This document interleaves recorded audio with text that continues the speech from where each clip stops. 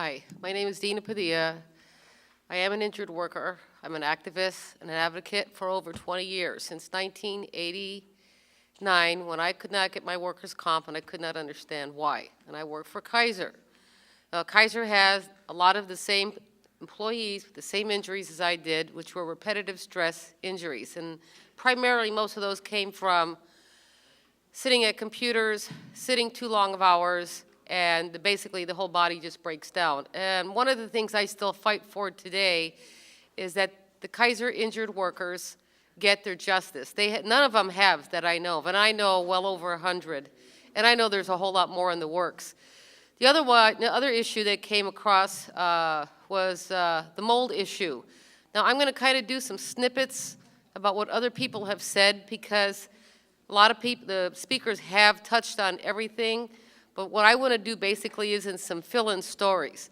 When I first found out about the mold issue was from a Kaiser injured worker in the Bellflower facility down in Southern California. She was exposed to a leaky room, a bathroom, which leaked all over. She got sick. She got home. She went home, basically took the mold home to her daughter. Her daughter has since died, and so did the daughter's roommate and also their pet. Gail is very, very sick, and she fights till to this day. She's in pro per. She fights for her case against Kaiser. The other issue with that is that Kaiser built a medical complex in Downey, California, where also there is a Downey movie studio. Now, they built this Downey movie studio and Kaiser Medical Complex in what they call a Superfund brownfield site. Now, these sites are all over the country, and basically what they do is they cover former Air Force bases, military bases. We've got one in, two actually in Sacramento, one's McClellan. The really reason they closed down, they said it was too expensive to keep up, is because it really would be too expensive to clean. Now the guy that bought the property down in Downey, California sued me, kaiserpapers.org website, the owner of the website, and 3 other injured workers. And those injured workers, those 3 worked, I'm sorry, there was 2, worked at the Downey studio. They worked with the union IATSE. They did where they build the sites. They had glowing dirt down there. They used mold to cover that up. In the lost SLAPP suit that Stuart Lichter brought against us, found out there was over 250 contaminants that went down 26 floors down below, because they built neutron bombs down there. That's where NASA was, Boeing. The place is just, it's horribly toxic, and they dare put a medical complex in a Downey studio. Anyway, this also affects extras. You have children that did Lemony Snicket down there. But what they found out was that mold, and I think Dr. Thrasher could almost explain this a little bit more, because I'm not a scientist. So I'm just kind of the layperson to kind of like lay it out in the layman's terms. But mold lives on this type of stuff. So together, so not only do you have contaminants, radiation, chromium hexalate, then you have stuff like 2-Agent Orange. You have all these poisons and these contaminants, but now you have mold. So with that being said, there are people down there that are fighting. They went to the district attorney I believe it was early last fall. We filed complaints. We filed complaints with the Fraud Assessment Commission. We have brought this to the attention to the California Health and Safety and Workers' Compensation Board, to the Department of Industrial Relations. I don't think there's a state agency or public official that don't know what's going on with all these things that affect injured workers. First I thought this was about repetitive stress injuries. Now what we have to deal with are mold and contaminated sites.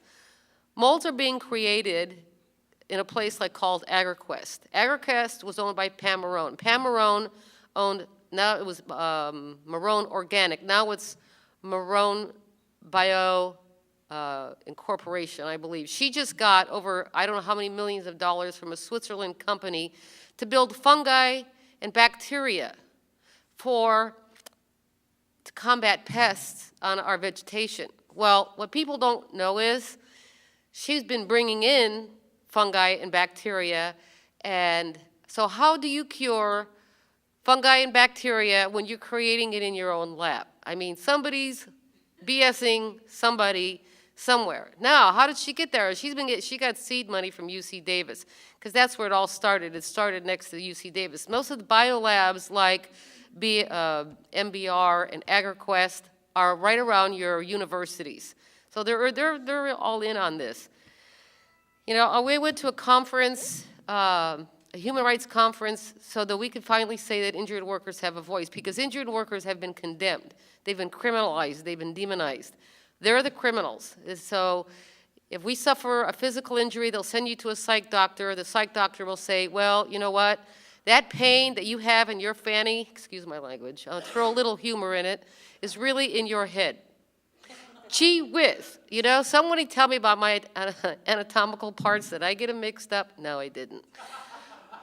You know, in Tim Hack's case, they're going to say, Tim, your injuries, your stress claim is in your head. And you know what? Unfortunately, the mold may be in his head.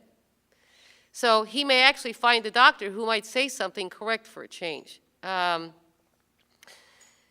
worry about our children. I worry about our children's children. Everybody's on inhalers.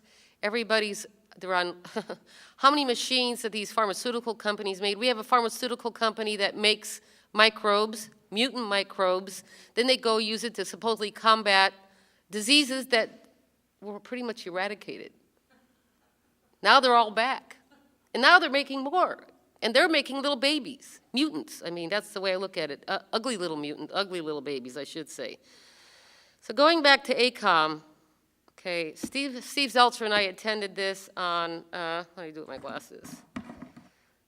On February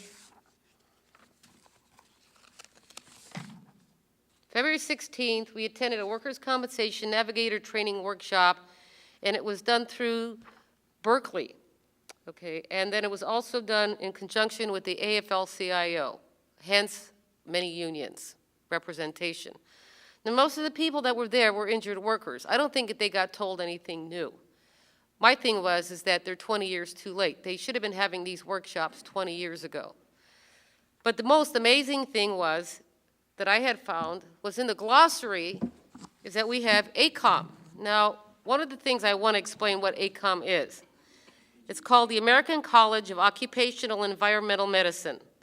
Until the effective date of medical treatment guidelines adopted by the State Division of Workers' Compensation Guidelines published by ACOEM, called Occupation Medicine Practice Guidelines, are considered correct in most cases regarding the type and amount of treatment needed for injuries. Along with that comes the AMA guidelines and utilization review, which now they're probably going to get rid of, because utilization review is like ACOEM.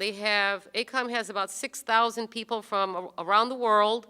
They make a decision on whether you're going to get care or not. Okay. ACOEM is in Elk Grove Village, Illinois, which is not far from where I grew up in Chicago, Illinois. I can't tell you that about the guidelines. Now, when we attended this workshop, now Steve had already sent Ms. Young. She was the initial instructor of this workshop, navigator workshop, guidebook for injured workers. He had already sent her what ACOEM was. You know, ACOEM, they're guidelines. And like I told everybody in the room, they're not law. Neither is utilization review. Neither is AMA guidelines. They are not law. I had a Disney insurance company representative tell me they do not use ACOEM. Now, if they don't use it, why is anybody else using it? Don't have to use it because it's not law. So if anybody wants to sit there, well, we have to go according to the ACOEM guidelines, the AMA guidelines, utilization review. Utilization review are made up of people that don't know you. They're deciding on whether you should have care or not. Now that utilization review is saying, you know what, we're for the injured worker. This particular injured worker should have care. Steve Poizner, the previous insurance commissioner, says, you know what, now I think we got to get rid of utilization review because they're pro-injured worker.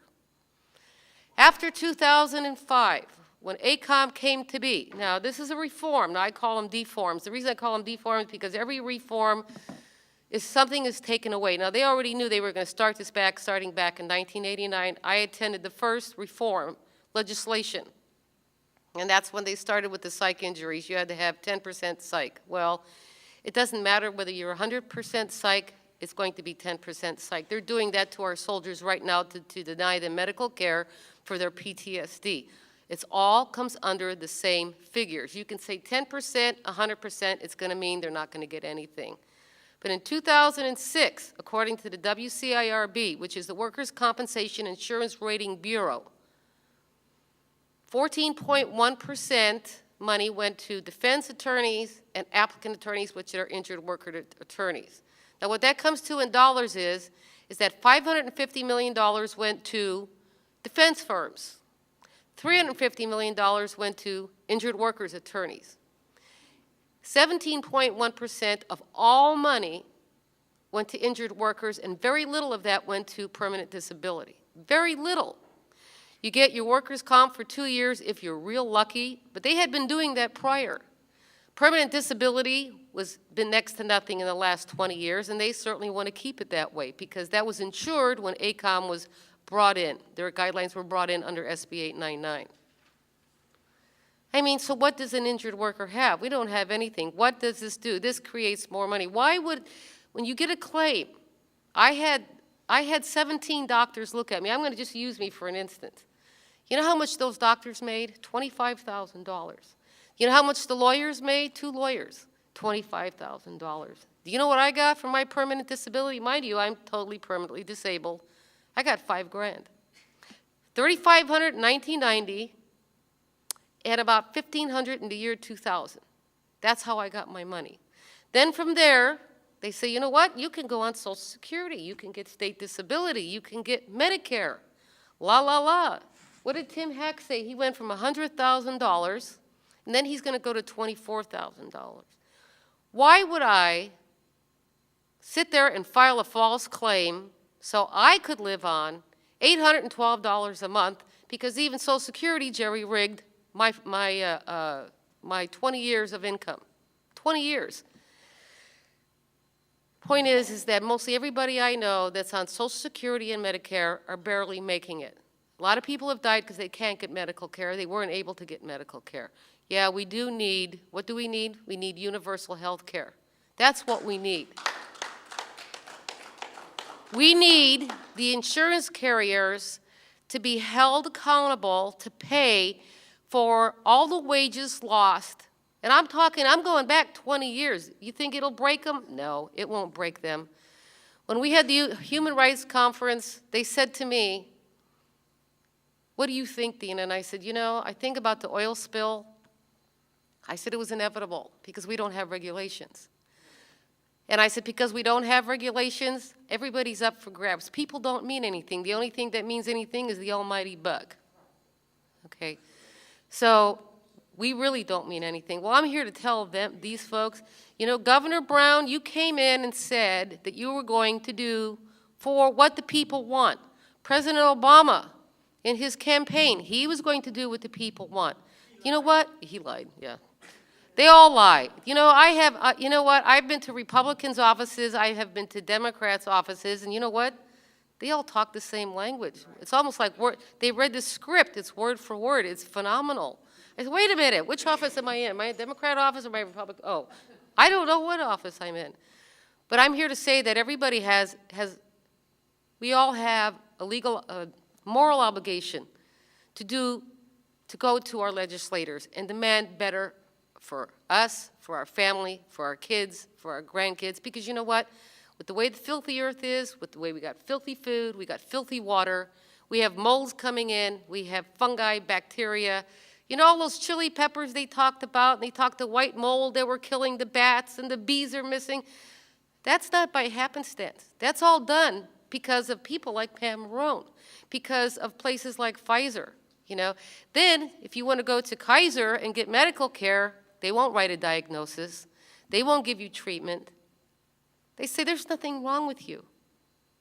That's phenomenal that we live in this. I mean, you know, I think about it sometimes, and I go to bed at night, and I think, somebody took away the keys to the funny house. I'm in the funny house. I want to get out.